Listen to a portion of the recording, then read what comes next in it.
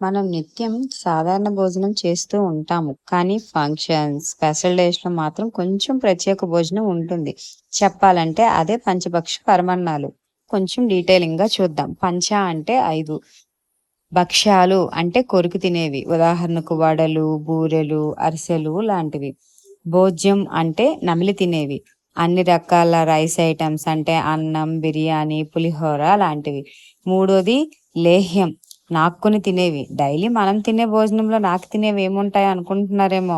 అవే పచ్చళ్ళు. ఒకప్పుడైతే తేనె, బెల్లం పాకం లాంటివి ఉండేవి. నాలుగవది చోష్యం, జుర్రుకు తినేవి. పాయసం, పళ్ళ రసాలు లేదా ఫుల్‌గా సాంబార్ ఏసుకొని తినే అన్నం. ఇంకా ఐదోది వచ్చేసరికి పానీయాలు.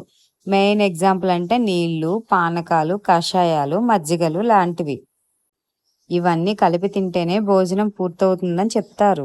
ఈసారి ఇలాంటి పంచభక్ష పరమాన్నాల్ని కడుపు నిండా తృప్తిగా తిందాం.